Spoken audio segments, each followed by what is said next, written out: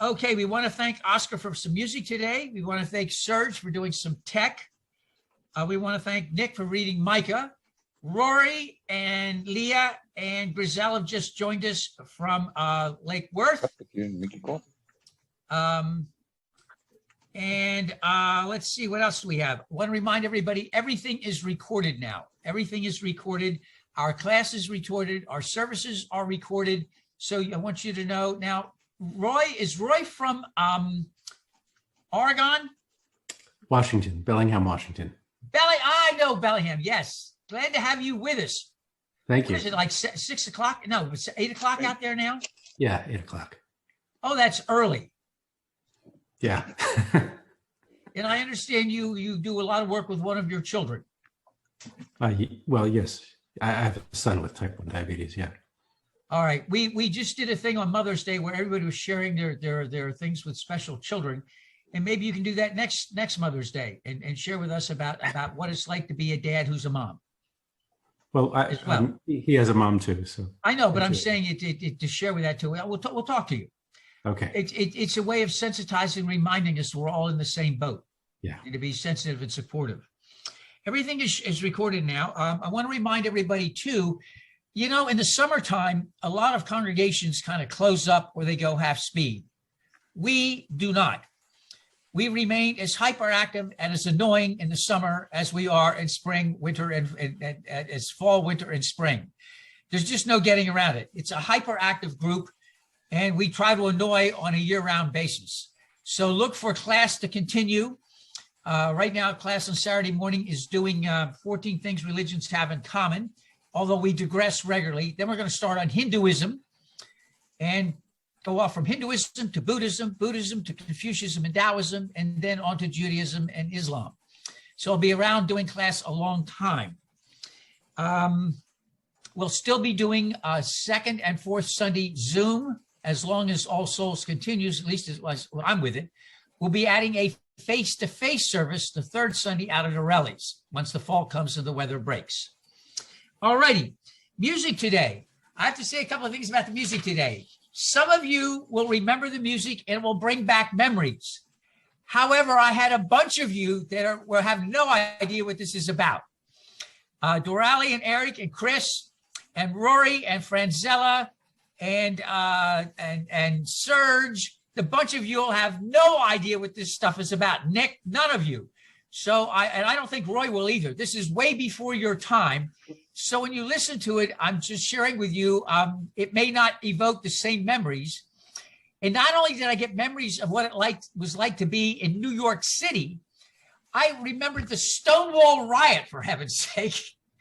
Then I remembered movies, Good Morning Vietnam, and are you ready for this? Priscilla, Queen of the Desert. Did anybody ever see that movie? Oh, you guys are missing an absolutely insane movie. Drag queens buy a bus and go from Sydney, Australia to Alice Springs. It is an absolutely insane movie. It became an international hit. Why all of this stuff came back? It's amazing what music can do. Music can just open floodgates, as you well know. Okay, I sent out everybody a thing. Get on WhatsApp. Nick is our administrator and is incredibly conscientious about that. So if you want to know what's going on daily and regularly, the WhatsApp is there. It's free. Hello, it's free. And we want to encourage you to do that. And finally, a lot of you attend All Souls. Let me remind you that to become a member is very difficult. You just say you want to be a member. That's it. It is important to think about being a member because when things come up to vote, it gives you a chance to vote. No, you don't have to pledge money and everything else. Most congregations do. We are probably too lax about that. But this is just to share out. And we also suggest dual memberships. A lot of our members belong to All Souls and someplace else as well. And for us, that's perfectly fine. Not everybody can drink from the same well. And so we'd like to be one of the wells you drink from. All right. Before we have an introit, a memorial candle. This is going to be for two things today. One, I want you to light a memorial candle for all of the dead and dispossessed in the latest Israeli-Palestinian conflict. And then I want you to light also, keep this candle lit for a statistic I ran across yesterday. There is a remote section of India. The statistics are horrifying. There are 4 million people. Listen to this, 4 million people, a mere 3 hospitals with 210 beds. That's it. No oxygen, no ventilators, nothing. 4 million people, 3 hospitals, 210 beds, and nothing. 2/3 of India is remote and rural and has very little internet connection, very little cell phone connection. Most people have no clue about how rural it is and how many millions live there. So for the dispossessed and the dead in the last Israeli conflict, and for India's rural and all the other places we don't know about that have horrible statistics, especially during COVID, let us light a memorial candle. And Oscar, if you would please give us some music for an introit.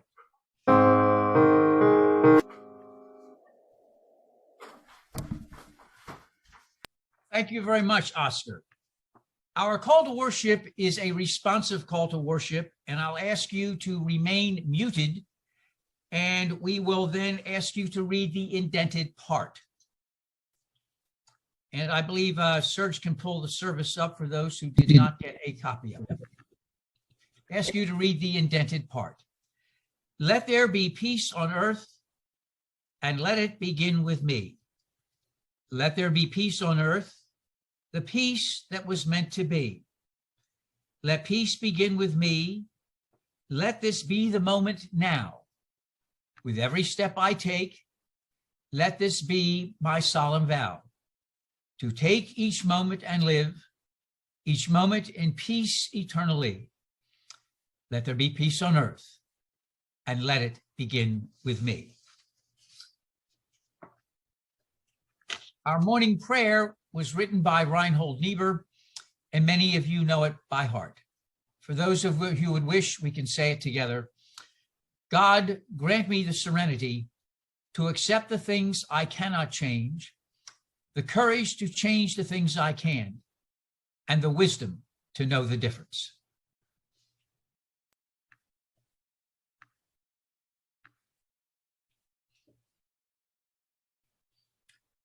The next song I thought came from Tom Lehrer. It, in fact, was from the Kingston Trio, the Merry Minuet.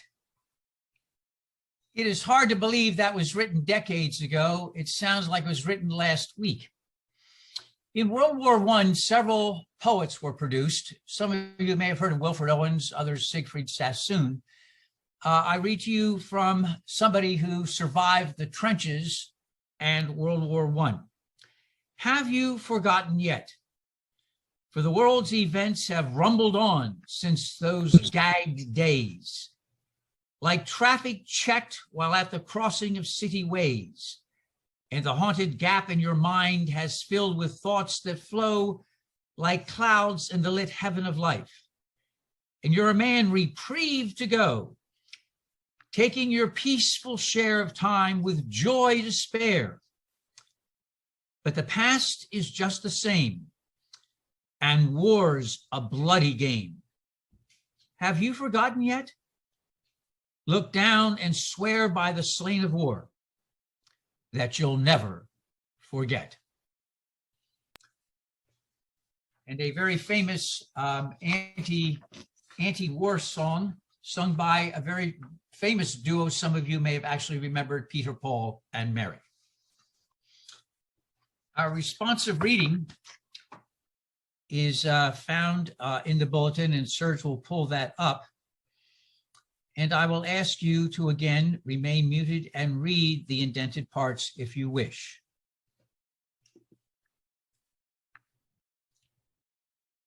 Spirit of life, whom we have called by many names in thanksgiving and in anguish, bless the poets and those who mourn.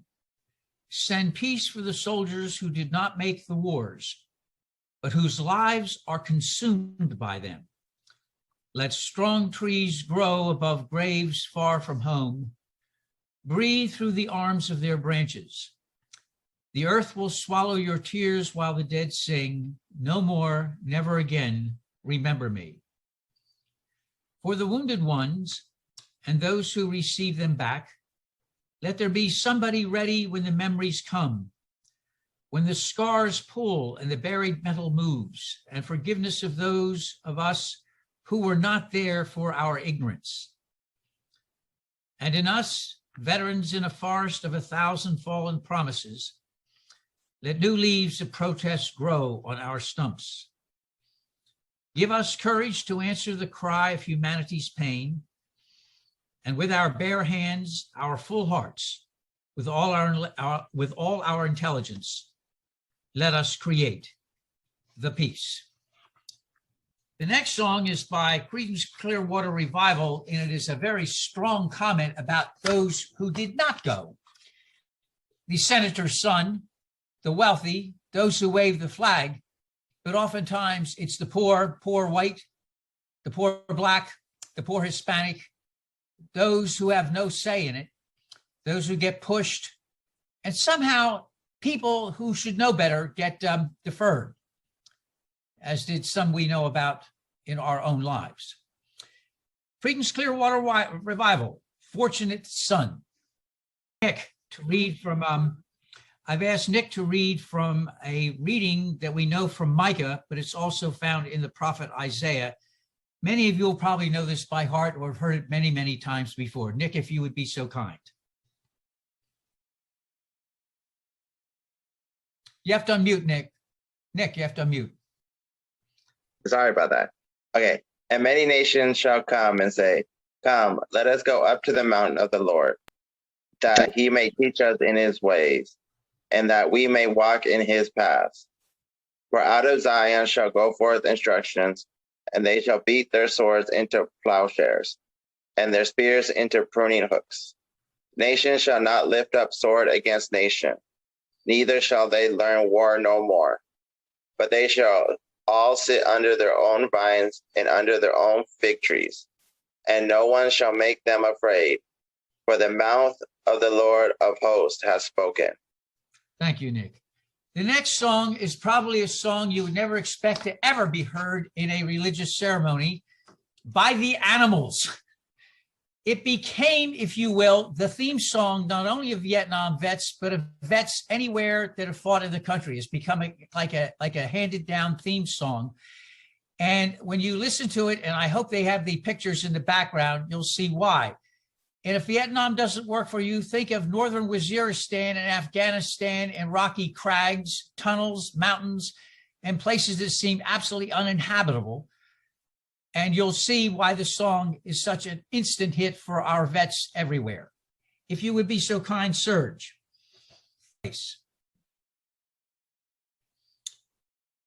Grant us, we ask, to speak, to hear, and to learn, so that our fears may be banished, our minds may become enlightened, our faith be increased, and our steps directed towards you. Amen. Let me begin by reminding everybody something you already know. At least in this congregation, when the minister shares, this is not considered the final word. Oftentimes, I simply share with you concerns or ideas, hoping that as I wrestle with things, that can engage you to wrestle with things too. Gail and Tom and Mary Grimmy and some others from Port Orange will tell you that I've always said a successful sermon is not whether you agreed with me, is whether I got you to engage in the topic we're wrestling with. And today, this is a classic example because we are dealing with, we moved Memorial Day up because we haven't been able to do Memorial Day because we only meet the 2nd and 4th. So I wanted to start moving calendar things around so we could celebrate and memorialize certain events that go on in our secular calendar. And so as I looked at Memorial Day and I looked at remembering those who have died, I probably have as mixed and different thoughts as all of you do. And in all of this, I simply share with you, and I don't expect you to agree with me, but I have never been, what is this thing? Having a problem. I have never been the stole is fighting with me today. I have never been a classic liberal, in that I do not believe in the imperfectibility of humankind. I don't think that humans are infinitely perfectible. Now, lots of you will probably disagree, and that's perfectly fine. I remember when I went to seminary, which was one of the preeminent, still is, liberal seminaries in the country, Union Theological Seminary at Columbia. We read this book that was written before World War II, Korea, Vietnam, Cambodia, the Gulf War, various genocides. It was written in 1932. And in the middle of the very first paragraph, the following sentence stuck out. And I remembered that from decades ago. For all the centuries of experience, men have not yet learned how to live together without compounding their vices and covering each other with mud and blood. And then comes after that, as I said, World War II, the Korean War, the one that everybody forgets, Vietnam, Cambodia, the Gulf War, and. And so I looked at this, and so I went to the internet, and I wanted to do a walk down memory lane of what Homo sapiens have done in our history that has been recorded in terms of getting along with each other. And there's a list of wars and anthropological disasters. And so I looked up the list of wars and civil wars, and it was interesting. Chinese civil wars, 71 million dead. Mongol conquests, 58 million dead. That means in Asia alone, we had 129 million people slaughtered and killed in wars or civil wars. World War I and World War II, 109 million dead. The 30 Years' War of Religion in Northern Europe, 5.8 million dead. The Crusades, in the name of the Prince of Peace, 2 million dead. That means that you add up 129 million, 109 million, 7.8 million, and we're just beginning. We talk about Vietnam. So I did some looking at Vietnam. The United States still remains concerned that there are, where is that number? 1,587 unaccounted for from the Vietnam War. 1,587 as of 2020. I'm not sure if anybody ever took time to ask how many Vietnamese died. 3 million Vietnamese died, and that's not including more civilians in the South. Right now, as of 2021, I don't know if any of you are aware of this, 1/3 of all of central Vietnam is still contaminated with Agent Orange. The United States so far has spent $65 million trying to clear up this contamination. 3 million Vietnamese still suffer from the contamination of the Vietnam War. And in 2012, 500 people died from unexploded landmines and ordnance in Vietnam.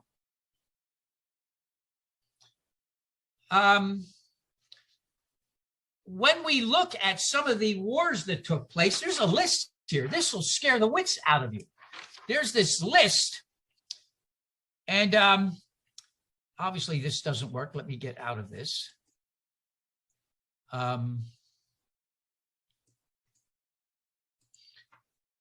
This list comes up, and you ought to look at this in on Wikipedia. Look at this. This is a list of our delightful wars, a whole list of them. And roughly 1 billion people, it's estimated, have died on our planet from wars from Homo sapiens, racking out Homo sapiens in other warfare. Name a continent, name a people, name a group, name a religion. They've all been involved. Everybody's been involved. Nobody's hands are clean. In the present conflict we just finished this past couple of days ago, between Israel and the Palestinians, we saw something unique happen in this country. I think it's fair to say that most people, including me, gave Israel a bye because of what happened in the Holocaust in World War II. But we have seen now in the last several years, the treatment of the Palestinians that live in Israel does not deserve a bye anymore. And you're seeing now that in the United States, people are saying, wait a minute, wait. You just don't do this. You just don't do, no, we're not letting you do that anymore. And then you saw what was left of the Gaza Strip. By the way, let us remind ourselves that of all those people that died, 80,000 displaced, the actual combatants that died is a couple of hundred. But what happened to the civilian population, and the last time, I don't know if you're aware of this, the last time we had this in 2014, everybody helped pledge to build, but the Egyptians and the Israelis wouldn't let anybody come in to actually build. So you can talk about all this rebuilding and all this stuff, but nobody will let them in to rebuild. So as you look at Homo sapien behavior, name a religion, name an area, name a time, name a place, and where's that list I have? We can go down to World War I, conquest of Timur the Lame, Chinese civil wars, Russian civil wars, 30 years wars, Napoleonic wars, 5 million died in that one. We can go on to Vietnam War. Yes, we go on and on and on. Here's one, the Second Civil War in the Sudan. 1.5 million died in that one. Did you even hear of that one? So when you look at this, we have to ask, what is going on? Next, who does the fighting? I love those lyrics from Creedence Clearwater Revival. I think, because I remember that. It says, some folks are born to wave the flag, the red, white, and when the band plays Hail to the Chief, they point the cannon at you. Some folks are born with a silver spoon in the hand. Lord, they don't help themselves. But when the tax man comes to the door, they look like a rummage sale. I ain't no millionaire's son. Some folks inherit star-spangled eyes. They send you down to war. And when you ask them, how much more should we give? They only answer more, more, more. I don't know if any of you remember the Vietnam War, but everybody I knew went off to war was poor white, poor black, and poor Hispanic. I will say that I really got a real interest in the war because not only was I alive at this time, and genocide and ethnic cleansing is common as well. You're right, Roy. Absolutely right. This is part of our DNA. I'll get to that later. So I look at this and I remember when I was in Brookline, there was a huge debate about what do you do with people returning from the war, from Vietnam War. It just so happens Brookline had a big center for those who had been hurt and blown up by mines and shrapnel and shot, and they were recovering. And so I went to visit. And let me tell you what happened. I got there and a bunch of other clergy were there, and I'll never forget this. Two things. First of all, they said, tell us what movies you saw and what you thought really reflected what we went through. And people mentioned Apocalypse Now, and they said, yeah, that thing with the playing the Valkyrie and the helicopters, no, that did not happen. And several were crashed helicopter pilots. They said that did not happen. The Deer Hunter, it was interesting about talking about coming from poor towns and northern Pennsylvania and stuff. John shared that with us yesterday about coming from mining towns and things. But that wasn't quite what they said. So I said the movie that spoke best to me was Boys of Company C. Did anybody ever see that? And they said to me, you get to stay. You got it. That is probably the only movie that showed the real confusion that we had. And in that movie, I learned something that I should have known better. Do you know who really runs a war and who keeps people safe? Sergeants, non-commissioned officers. Forget the first lieutenants. They're too full of themselves, and most of them either get fragged or blown up anyway. If you want to see who keeps an army and keeps their troops from getting harmed as best as they can, it's non-commissioned officers who are on the front line, not 50 miles away listening to things, but they're right there seeing what happens. So I got to know the vets, and I got to know what they went through, and I went and preached a sermon about, you know, you may not like the war, But don't take it out on those who came home that are 18 and 19, who signed up for whatever reason, and start yelling at them. And people got up and left the church. Lovely.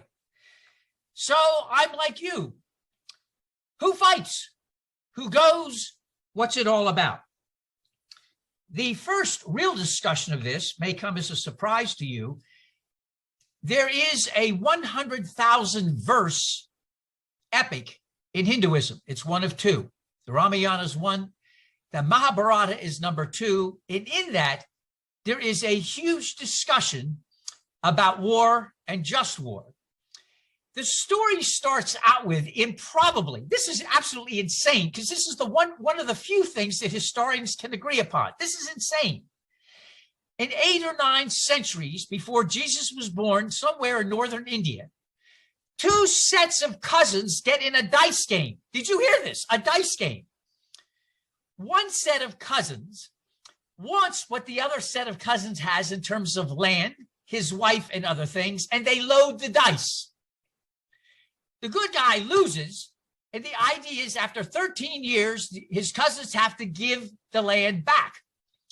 Meanwhile, the good guy finds out, number one, he shouldn't have been playing anyway because he doesn't gamble worth beans.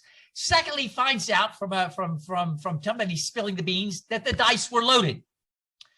At the end of 13 years, he goes back and he says, okay, our agreement was, they said, we're not giving it to you anyway. We don't care what we said, so stuff it. So he sends his number one negotiator, who is a guy named Krishna. And Krishna goes and negotiates it. They treat him terribly. So Krishna is also a charioteer of the prince Arjuna, and they're out going the night before battle. And Arjuna says, I can't do this. I can't do this. Good people are going to die, and it's my fault.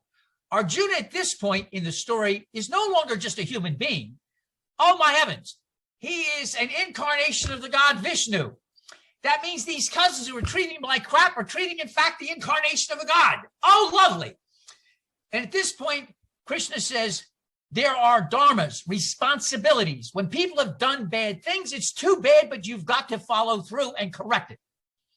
In this case, these people have been bad. They abused your land. They abused your wife. They abused your friends. They abused everybody, and it's been wrong. You have a responsibility.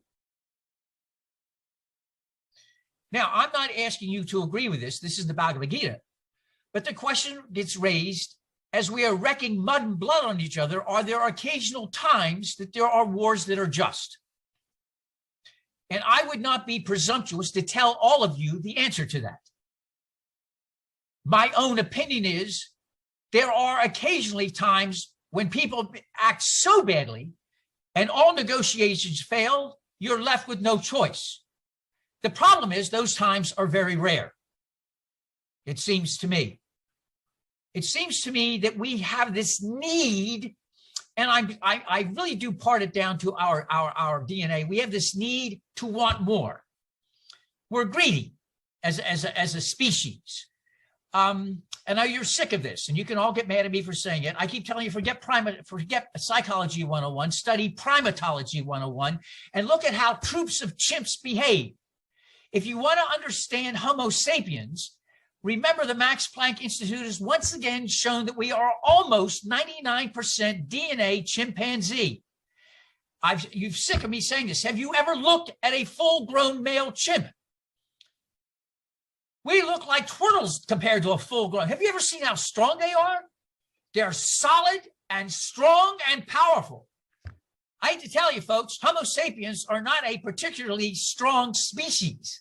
We've got a great brain, but have you ever looked at your bodies? Get in the shower sometime and take a good look at your body, and then go to a zoo and see a full-grown chimp. You'll get what I'm saying about. And you ought to see how they behave in troops. Aggressive, territorial, hierarchical. Some people said they like Trump. Some people they like the guy now in Brazil. Take a look at the strong alpha male, bully, strong, full of resentment and grievance. Take a look at a troop of chimps in the alpha male. So I'm just saying, if you want to see how we behave, here's one for you ladies, and I tell you this before, and then I'll stop.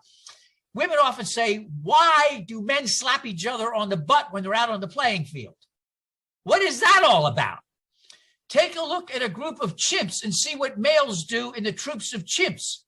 It's a way of showing mutual honor and respect. Yes, you're going to find all kinds of behavior that doesn't make any sense to you. Then watch a group of chimps. It'll terrify you. They also are cannibalistic and will kill other groups of chimps over territory. That's why I said Primatology 101 ought to be taken mandatory before Psychology 101. Our DNA, interestingly enough, when people talk about war, people immediately quote Sun Tzu. He actually did live. He was considered a famous, brilliant Chinese military commander. I'm always fascinated when people quote other people because it's interesting about what they don't know. An example would be, I would go to parties a long time ago, and I would always get somebody come up to me drunk, and they'd say, you know, Reverend, I don't need religion. I need Zen. And they go on and on and on about Zen. This is a riot because if you talk to a Zen master, the first thing they say is they don't talk about Zen. Hello. Same thing about Sun Tzu. People quote Sun Tzu as if they're... Let me tell you two quotes from Sun Tzu. This ought to shock everybody. Number one, there is no instance of a country having benefited from prolonged warfare. Sun Tzu, 2,500 years ago. Let me read it. There is no instance of a country having benefited from prolonged warfare. Number two, focus on alternatives to battle. Number three, the supreme art of war is not what you think. You say, oh, go in and smash them, flatten them out like the Gaza Strip. Go for it. Let's show those guys what we need. No, that's not what he says. The supreme art of war is to subdue the enemy without fighting. This is from the famous general that everybody quotes, but as nobody's ever read. Totally against armed combat. Says prolonged warfare doesn't benefit anybody, and there's got to be alternatives.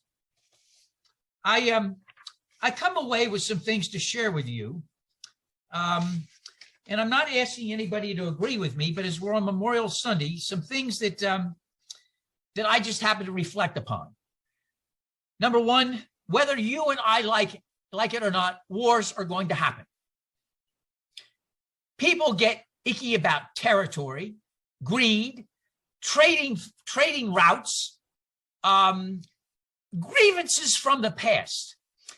I read an article years ago when a New York Times correspondent is talking to a chieftain in Afghanistan at the end of this huge valley.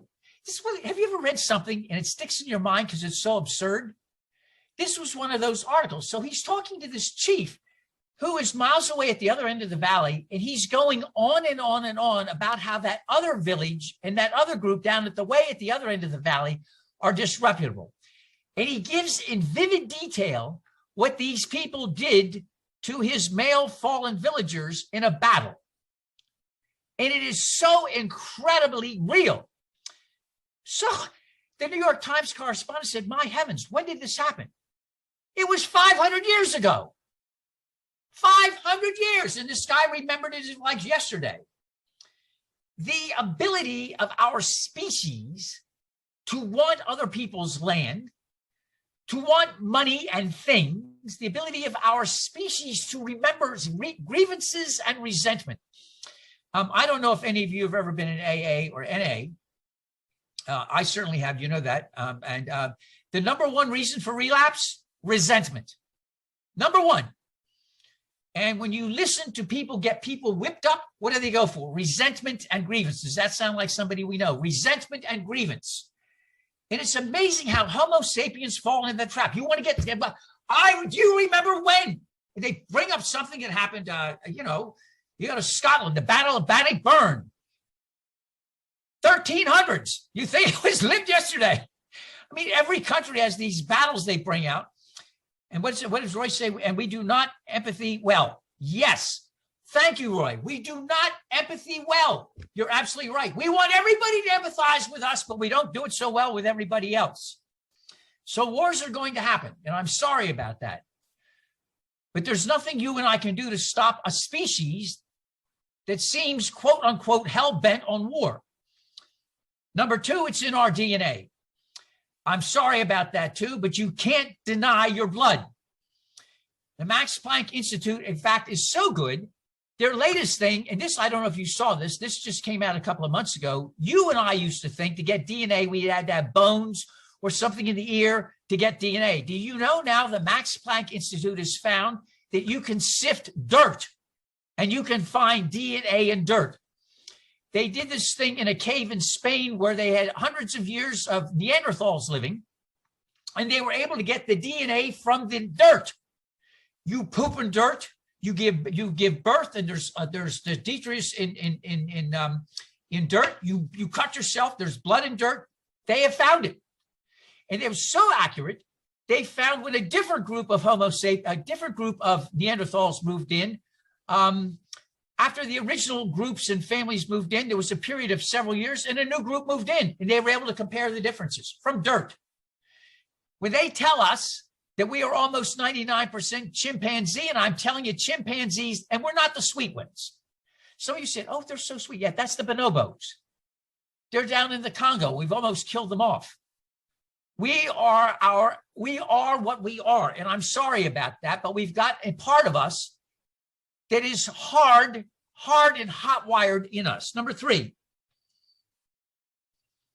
wars leave death and destruction. And if you ever really study war, you're going to find that when you look at the number of combatants that die compared to the civilians that die, it is beyond heartbreaking. You will find for every one soldier that dies, hundreds of civilians that die. Hundreds.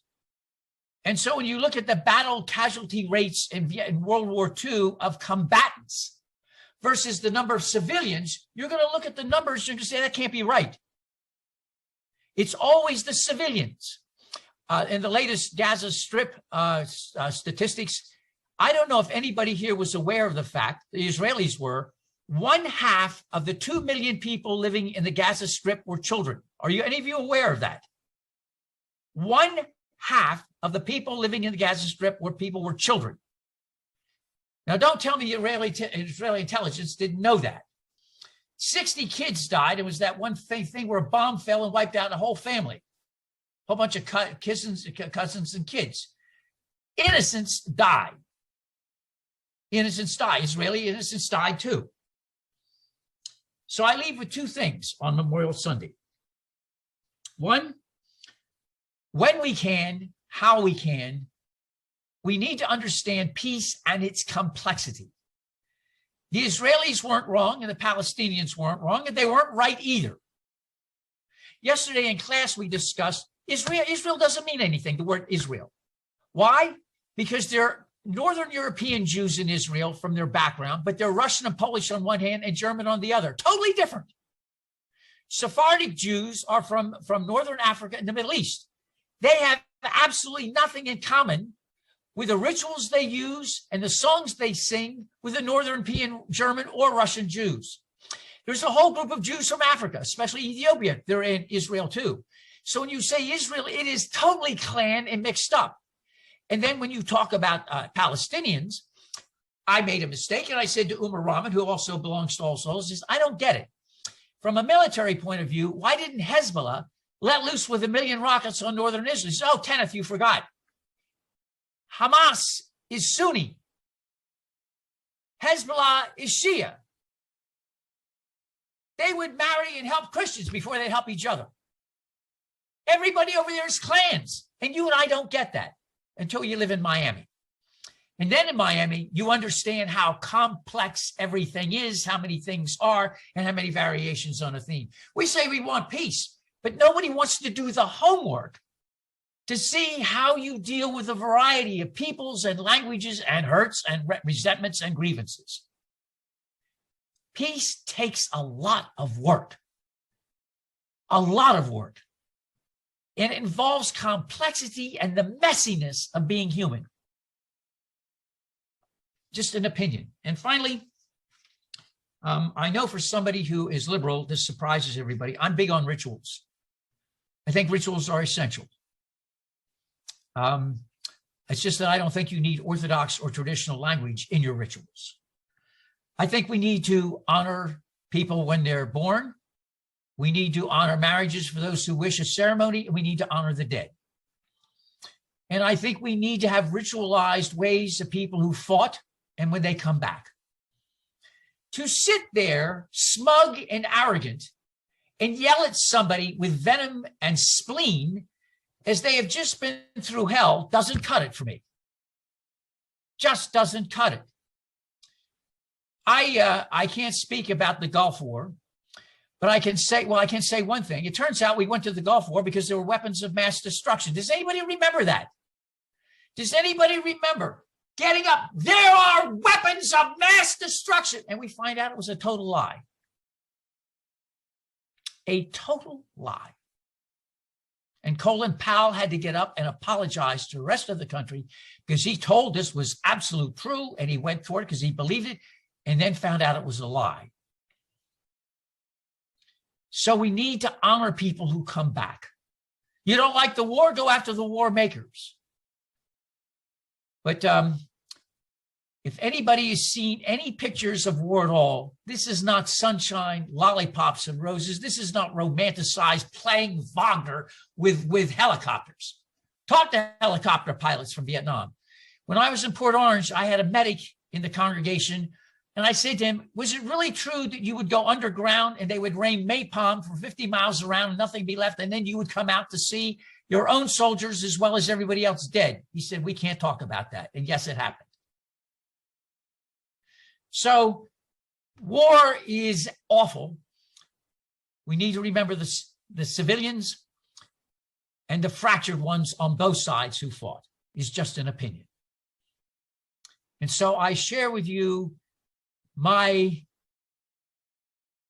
affirmation of messiness, my affirmation of our DNA, my affirmation that human beings are often frail and fragile and too loaded with resentment and grievance. We don't do the homework. Peace is messy, but we still got to try. And that's what I leave you with, some simple reflections. Not asking you to agree with me, but to do your own homework and see how you wrestle with who and what we are as a species. The best I can do is thank you for listening. Amen. And Oscar will play us some music as we transition. A majority, when All Souls began, we had a majority of members, an overwhelming majority that were Roman Catholic in background. And they missed doing communion, but they didn't want communion with the dogma or doctrine. I said, that's easy to do. Just go back to what Jesus did. Just a simple meal. And Jesus took that from people long, long before him. So we simply at All Souls take bread, simple bread. There is nothing unique. It's just simple unleavened bread. And we would put it in a simple plate and ask people to come forward and people to take a piece of bread. And then we would take a cup and we would have unfermented wine in it. And we would ask people to dip into the cup, and we would all do things together and hold. And then afterwards, there are people for whom this just legitimately did not work.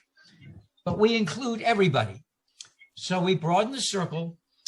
And then I'm not sure how this started, but we would say the following. So I'm going to ask you to repeat after me what we did every Sunday and we continue to do after sharing bread and a cup of fellowship and friendship. Repeat after me if you would, and please mute if you can. Promise me you'll remember. You are braver than you believe, stronger than you seem, smarter than you think. God didn't promise days without pain, laughter without sorrows, sun without rain. But the divine did promise strength for the day, comfort for the tears, and light for the way. Amen. And yes, the beginning of that was Winnie the Pooh. And I can't think of a better thing to read after having a fellowship meal and asking everyone to be one and friends. The next thing we did, for those of you who may have forgotten, is the black chip.